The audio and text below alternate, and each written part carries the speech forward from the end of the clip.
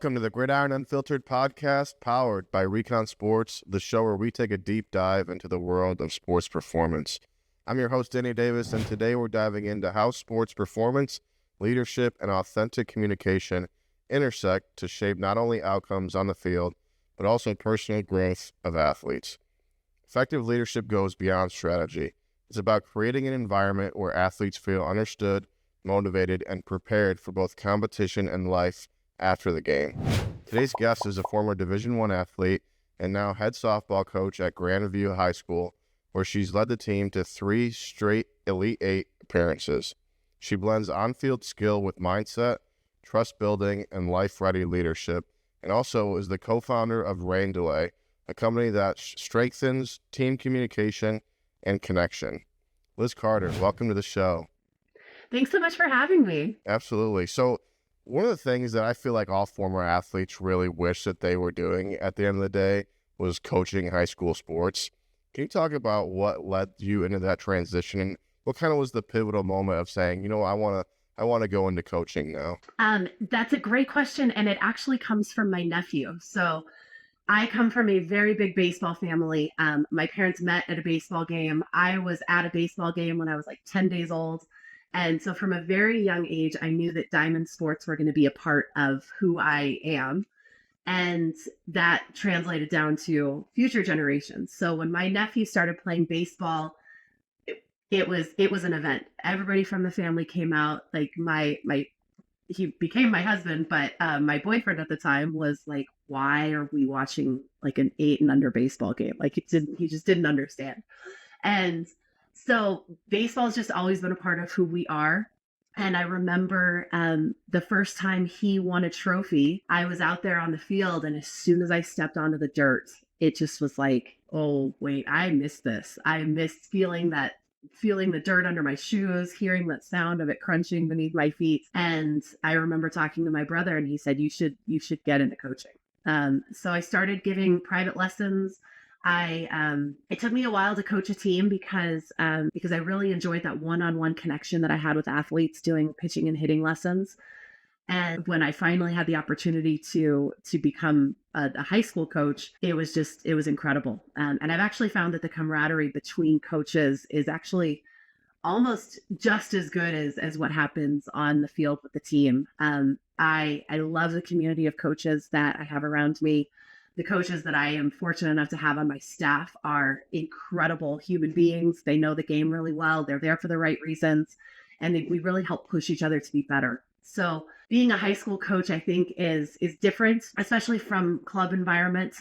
It's different, and we get to teach a different set of skills than we normally would in a club environment. So I really appreciate the challenges that I get every year. I love that I can't recruit. I love that I just get this unopened puzzle, and I get to figure out who works together and who does what and who we're going to be as a team every single year. And it's really fun to be able to do that. So I'm really lucky. Yeah. What is that process like? Because, in the college world, college coaches kind of get to choose their athletes at some sort of level, to where the high school level, you, for lack of a better way of putting it, stuck with what you got. How do you make sure that you're not cookie cuttering each team year after year, but also kind of maintaining the standard and culture that you want the team to have? So there are certain things that I don't compromise on. Standards never graduate. So there are certain things that I expect everybody to be able to do to play in the program. But then what's really fun is to be able to see the identity of the team. It comes in practice. It comes in those first games. We have being in Colorado, softball is a fall sport in high school. So we don't have months of practice to be able to figure out who we are. We have to do it in about 5 days.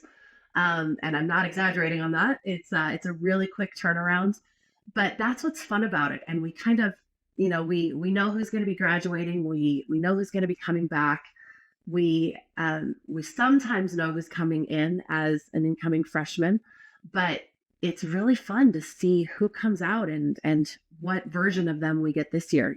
Everybody grows, everybody develops, and it's really amazing to see what the team takes shape as. And also, beginning of the year is very different than the end of the year. There were a couple of years ago that we graduated 3, 4, 5, 6, and 7 in our lineup. We lost like 8. We didn't lose. They graduated. They're on to great things. Very happy for them. But I lost them. We graduated 85% of our offense. And, we're looking at our roster coming in, like, what are we going to have to do? Maybe we're going to have to win some close ball games and really rely on our pitching. And then we had girls step up that we didn't expect to be as skilled offensively as they turned out to be. So I think it really comes down to empowering these athletes to be who they are on the field and giving them that space and that freedom to really discover the kind of player that they are and really see what their strengths are. And when we see something, take the time to draw it out of them, and give them that space where they can really thrive. And it's amazing to watch. Yeah. Now, if you were to rewind back to your high school playing days, and I'm sure, we've all been there, where like what's going through our coach's head right now, being a young athlete, young student athlete, it's like, man, if I was only doing it this way, or I would do it this way. Now, when you step into this role, is there anything that maybe surprised you or shocked you, or was like one of the biggest challenges of, man, I didn't really expect this, or I didn't know that this kind of came with the job role? A lot more admin work than I was expecting. I thought that being a head coach had more control involved with it. And I think that is the biggest lesson that I have learned being a head coach is you don't have a whole lot of control. One of the first coaches that I was an assistant coach for taught me, one of the first games, he told me, you can't do it for him. And I've really taken that to heart. I'm really glad that I heard that so early on, because I've been able to kind of shape that and bring that into my identity as a coach, because I can't, there are, as I'm walking over to the third base coaching box, I sit there and I look at that pitcher taking their warm up pitches and go, oh my gosh, give me that. I could hit this ball so far. But I can't, my time has passed. It is on to my team to do that job. So while I can't do that for them, I can put them in a position to succeed. So I think that was the biggest realization, is I don't have as much control as you think a head coach might have. I can give a sign, I can want something to happen, but so many other factors have to take place in order for that actually to come to fruition. So you're in a much less position of control than I ever thought as a player. And I think learning also to trust the people around you, you really are only as good as the people who are around you. And you have to have a solid community, whether it's in a high school role, your assistant coaches around you, my JV coaches. I'm the head varsity coach, but I also oversee JV. So if they have a bad experience, that's on me. Ultimately, I need to make sure that everybody who's involved in the program is there for the right reasons, and that we're teaching the same thing and speaking the same language and having the same standards, and really just surrounding myself with as good of people as possible. But I really try to be the coach that I wanted when I was a kid. I was very fortunate to play for some really, really good coaches, but I also played for a couple of really bad ones that I'm, in hindsight, grateful for that experience, because they taught me a lot about who I am, and they taught me a lot about what standards I wanted to have as a person, as a coach. And I really try to be the coach that I really needed. In many, many years of looking back, I realize how much anxiety impacted my play, how much perfectionism impacted my play, and just some simple skills that if I could have learned those earlier, I think that it would have been really impactful. So I try to do that now, trying to incorporate more of the mental skills of the game and just skills that'll help these athletes far beyond the field. If you have to give a big presentation, or if you have to be in a position where you have to perform, I want them to be able to know how to breathe. I want them to know how to manage their emotions, so that way they're in a position to succeed. I love that. And I'm thinking back to when I was a high school athlete, and if I could coach myself then, I'm almost looking at the times today and how different, I was in high school 15 years ago, or give or take, and how different life looked 15 years ago. It was like iPhones and social media were just coming out. So there's like so many different obstacles that young athletes have to face today. What are some of those obstacles that you've seen from the social media? I know schools just banned cell phones in school in some states. I think Colorado was one of them. What have you seen in that kind of arena? Technology has been so great from so many perspectives, but I think in terms of development of adolescent children, I think that we have done a really big disservice to them because of technology. We put so much pressure on athletes to be perfect in the first place. If you're sitting here thinking, I'm an incoming freshman, I want to play in college. I want to get a scholarship in college. Okay, so what do I have to do now? Back when I played, it was I've got to play for a good club team. I've got to play well in high school so that I can have stats and I can have a VCR. So I had a videotape. I had like an old VHS tape that I would send out to colleges, and that was my recruiting tape. That's how old I am. But now that same kid has to have an Instagram profile. They have to have a Twitter profile. They have to have a Sport Recruit, whatever service you want to use, or multiple services. You have to have those different profiles so that way coaches can see who you are and see what you do. And God forbid you make an error. God forbid somebody posts a video of you doing something wrong, or we've upped the ante when it comes to the need to be perfect for these athletes. And because it's all broadcast, it's all out there. Even like keeping game changer stats. Like there are leagues with like 8 and under baseball and softball teams that are keeping game changer stats. For what? Why are we doing this? We're instilling the need to be perfect and the need to perform and the need to have good stats so early instead of developing the skills of being a good teammate, learning how to be responsible on the field, learning how to be responsible off the field, and incorporating that discipline into your life so that you can continue to grow and develop. I think that I cannot imagine the pressure that these athletes are under right now. And even as a coach, like I am the head coach. We have an Instagram page that I manage, quite honestly, because I don't trust anybody else to do it. If there was a rival team last week who made some really bad posts about my team, and that kind of rivalry used to exist in high school.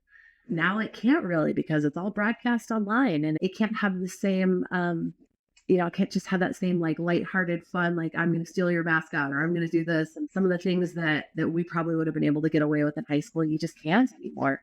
And I think that we've made it so that these kids can't fail. And then I'm trying to ask them on the field to be okay with failure. So what's that mixed message, and how do we ever get around the fact that we're expecting perfection everywhere else, but we're telling them that they're not supposed to be perfect on the field. You're supposed to grow and make errors and develop, when hopefully that's a release, but they're not feeling it anywhere else. And I think we have just put so much unintended pressure on these kids, and I hope the unintended consequences of it are too dire. Yeah, That's super disappointing. That's super depressing, but I think it's really changed things. It really boils down to like what may be the goal of youth sports, high school sports, what it should be. In my opinion, I don't know if it should be, hey, I want to go get a scholarship to play this sport, or because then you're going to be done playing that sport, and then what? Maybe if you're using it as an obstacle, saying, hey, I want it to pay for my school because I want to study this and be this when I grow up. I like that a lot. But now when you get into like social media stuff, and it's like trying to highlight yourself, and is it really necessary for what young sports are actually supposed to be about, and training that teamwork, training that hard work, training that communication? I feel like there needs to be a shift in the ultimate goal, but it's hard because now you're seeing everyone else do social media and everyone else getting NIL deals, and that's really very less than 1%. It's just, I don't know. I feel like the goals need to change a little bit. I agree with you, but I think you've highlighted something with NIL deals. Now that money is so ingrained in youth sports, and now it's so ingrained in high school and college athletics, that it's going to take a lot to change it.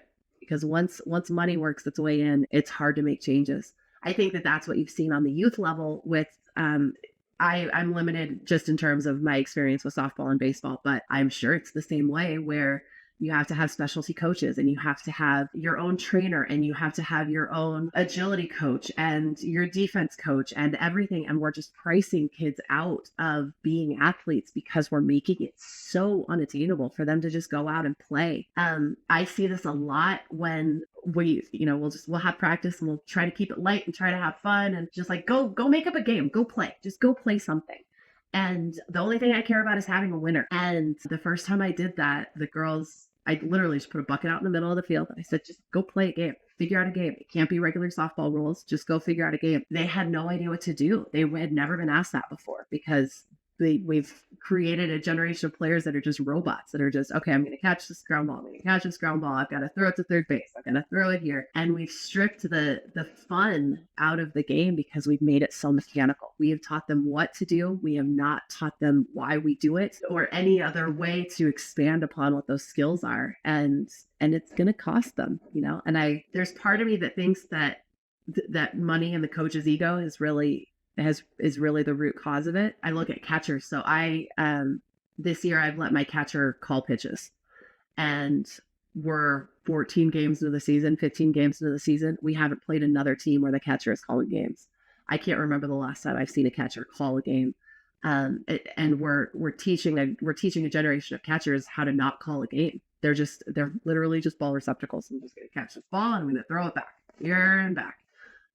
Instead of seeing a batter and seeing that she's got a really big uppercut. So I'm going to try to throw a rise ball to get her to pop up, something like that. We've made it so much about winning and about our own win records and so that way I can be the best coach, so that I can make the most money, so that I can do all of this. And I'm just taking advantage of these girls to the point where they don't understand the game anymore. And it's sad.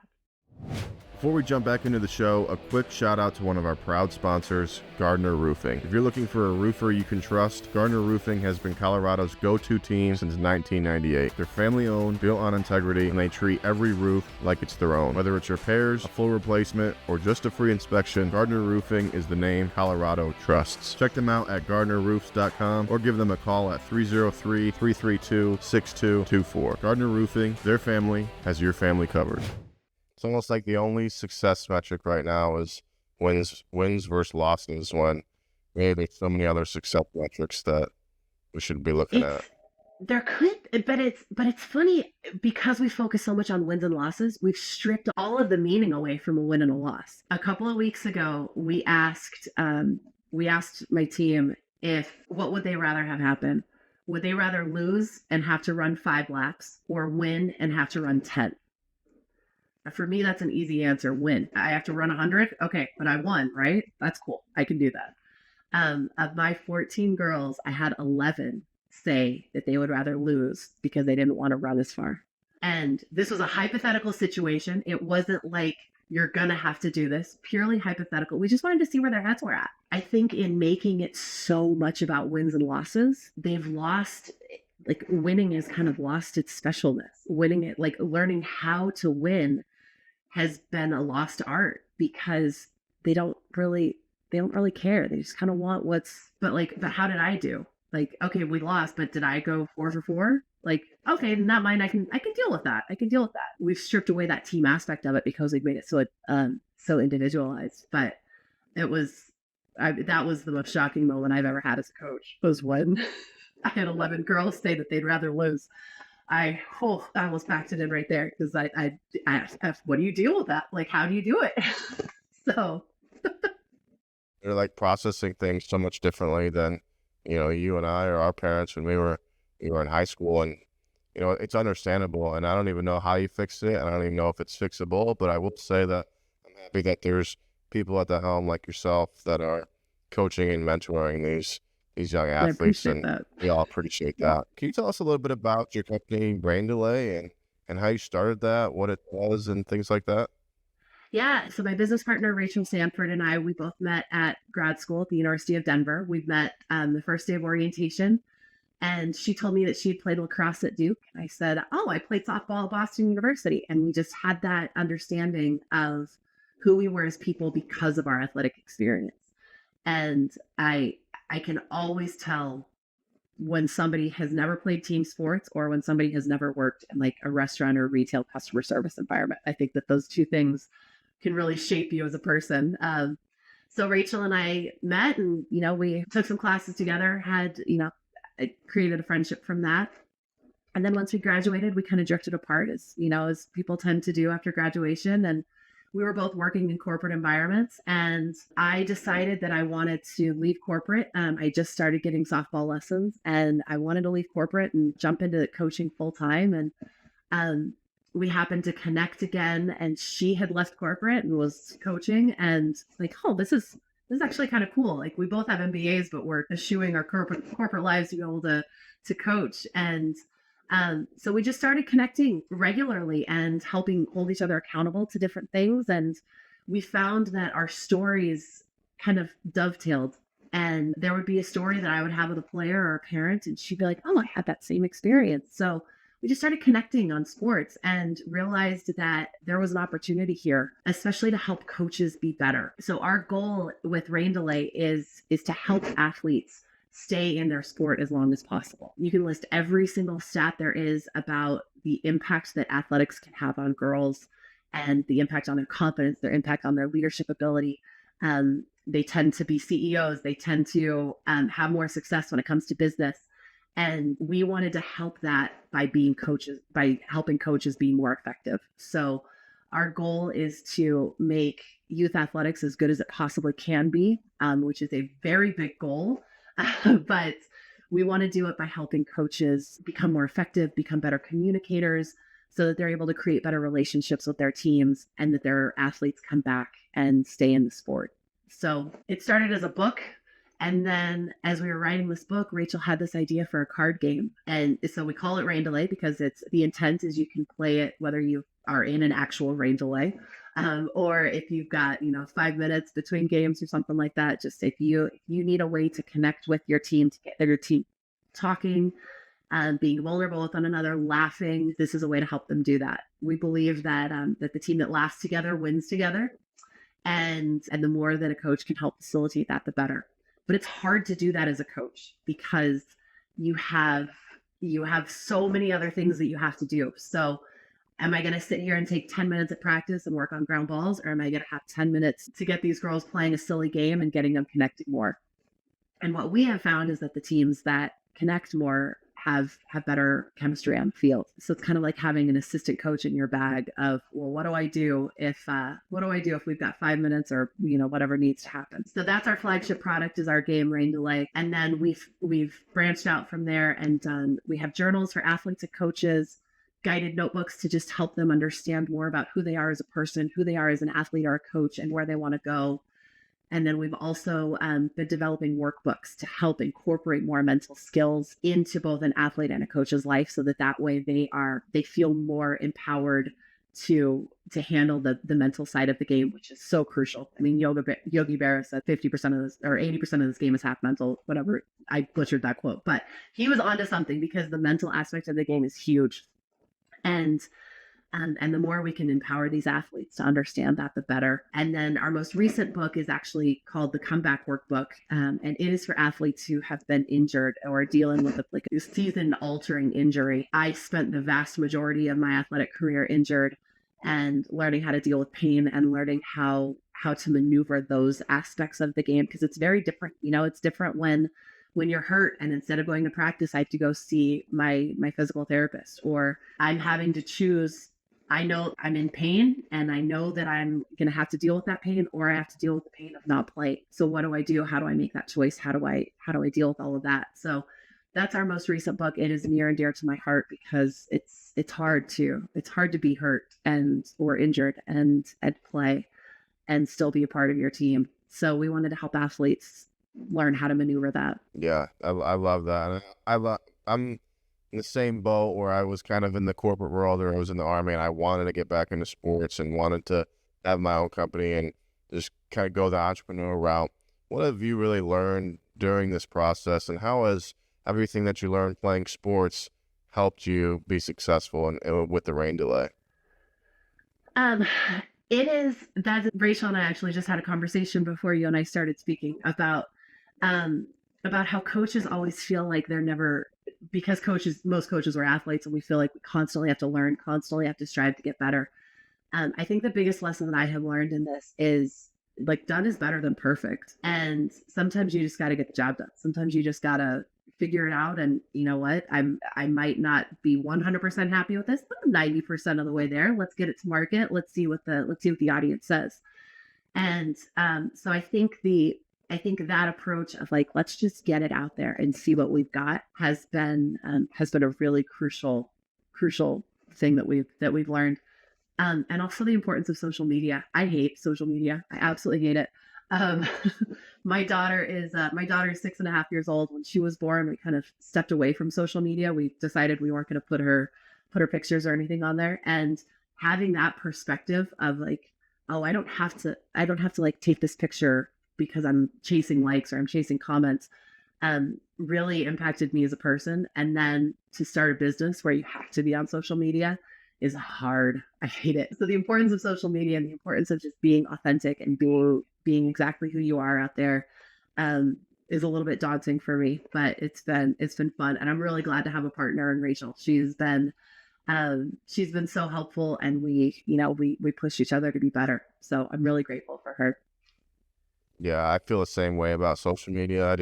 Not a huge fan of it. I like scrolling or learning or whatever, but actually being on it, especially for my business. But as soon as I made the commitment to like post every day, every other day, and just when someone searches Recon Sports or Dan Davis, they at least know what I'm doing. It's easy to just make assumptions that, oh, people know what I'm doing. People know who I am. People saw my website. No, they didn't see your website. You got to be posting.